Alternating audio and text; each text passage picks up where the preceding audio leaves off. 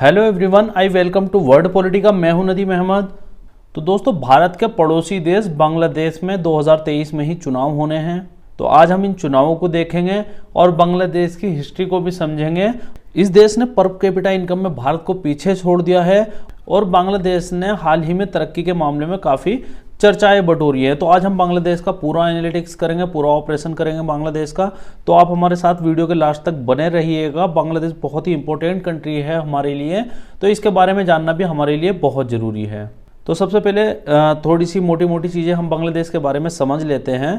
तो ये जो आपको स्क्रीन पर दिख रहा है, एक्चुअली ग्रीन और रेड कलर का ये फ्लैग है बांग्लादेश का, और येलो कलर में जो दिख रहा है ये बांग्लादेश का नक्शा है।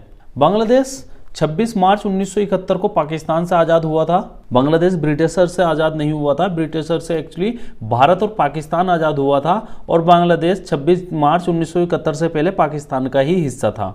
वो भी आगे हम मैप में भी समझ लेंगे। तो 26 मार्च 1931 को बांग्लादेश पाकिस्तान से अलग हुआ था।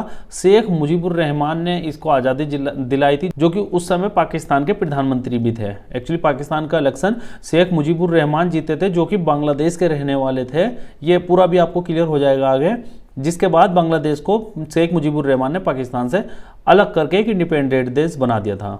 ये मौजूदा प्रधानमंत्री हैं बांग्लादेश की, शेख हसीना। ये शेख मुजीबुर रहमान की बेटी हैं, जिन्होंने बांग्लादेश को आज़ादी दिलाई थी। उन्हीं की बेटी आज के समय बांग्लादेश की कमान संभाल रही हैं, शेख हसीना, जो कि 2009 से अभी तक प्रधानमंत्री बनी हुई हैं। और ये आप देख सकते हैं, इस मैप में आप समझ सकते हैं। इसमें आप देख सकते हैं ये है भारत, ये है पाकिस्तान और ये है बांग्लादेश। लेकिन एक्चुअली जो 1947 में ब्रिटिशर से आज़ादी मिली थी, वो दो हिस्सों में मिली थी।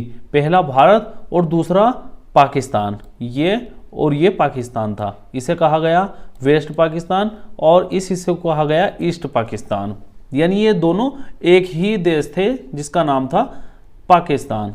लेकिन साल 1971 में, जैसे हमने अभी समझा, 26 मार्च 1971 को पाकिस्तान के जो प्रधानमंत्री थे शेख मुजीबुर रहमान, उन्होंने बांग्लादेश को आज़ाद करा लिया। अब यहाँ थोड़ा सा समझने की बात यह है कि जो ये पाकिस्तान है, पाकिस्तान की आबादी उस समय कम थी, और जो आज का बांग्लादेश है उस समय बांग्लादेश की आबादी पाकिस्तान से ज़्यादा थी। लेकिन आज के समय में इस वाले पाकिस्तान की आबादी ज़्यादा है, जबकि इस वाले पाकिस्तान की आबादी कम है। तो ये आपको सब कुछ समझ आ गया होगा शायद। आज के समय अगर हम इन दोनों ही देशों से रिलेशन की बात करें तो भारत पाकिस्तान के रिलेशन काफ़ी ख़राब हैं, जबकि भारत बांग्लादेश के रिलेशन बहुत बेहतर रिलेशन हैं। बांग्लादेश हमें कई प्रकार के एक्सेस भी दे रहा है। ये हिस्सा जो है ये भी एक्चुअली भारत का ही हिस्सा है, जिसमें आसाम, अरुणाचल प्रदेश, नागालैंड, मिजोरम, मणिपुर और मेघालय आते हैं। तो यहाँ तक जाने के लिए भी बांग्लादेश हमें कई तरह के रास्ते प्रोवाइड करा रहा है, क्योंकि जो ये आप देख रहे हैं ये है चिकन कॉरिडोर, सिलीगुड़ी कॉरिडोर। इसे हम चिकन नेक बोलते हैं, क्योंकि ये काफ़ी पतली है। यहाँ से यहाँ पे जो भारत की दूरी है वो केवल 14 से 18 किलोमीटर के बीच है। लेकिन इसी बीच बांग्लादेश ने हमें एक रूट दिया है जो यहाँ से होकर गुजरता है।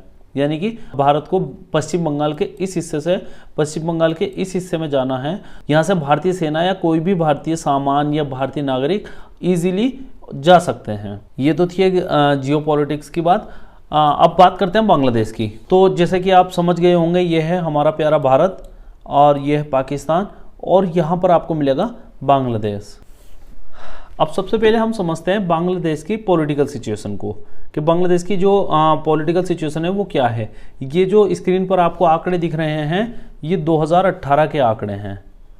जो 2018 में पार्लियामेंट्री इलेक्शन हुआ था बांग्लादेश में, ये उसके आंकड़े हैं। अब यहाँ पर दो मुख्य पार्टी हैं, एक है शेख हसीना की अवामी लीग और दूसरी पार्टी है बांग्लादेश नेशनल पार्टी, जिसकी अध्यक्ष हैं खालिदा जिया। शेख हसीना से पहले खालिदा जिया ही बांग्लादेश की प्रधानमंत्री थी, और ये दो मुख्य चेहरे हैं बांग्लादेश की पॉलिटिक्स में, शेख हसीना और खालिदा जिया।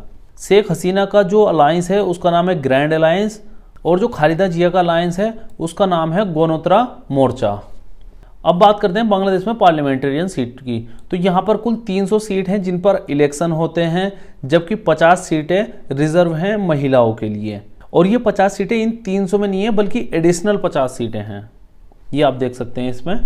ये 300 सीटें जो हैं वो डायरेक्टली इलेक्टेड होते हैं पब्लिक के द्वारा वोटिंग सिस्टम से, जबकि जो 50 एडिशनल सीट हैं उनको इलेक्शन के बाद एक दूसरे तरीके से चुना जाता है, लेकिन इसमें टोटल 50 महिलाएं ही सांसद बनती हैं। ये खालिदा जिया हैं जो कि इस समय हाउस अरेस्ट में हैं। शेख हसीना ने इन्हें हाउस अरेस्ट कर रखा है। ज़्यादातर विपक्ष जो है वो हाउस अरेस्ट में ही हैं।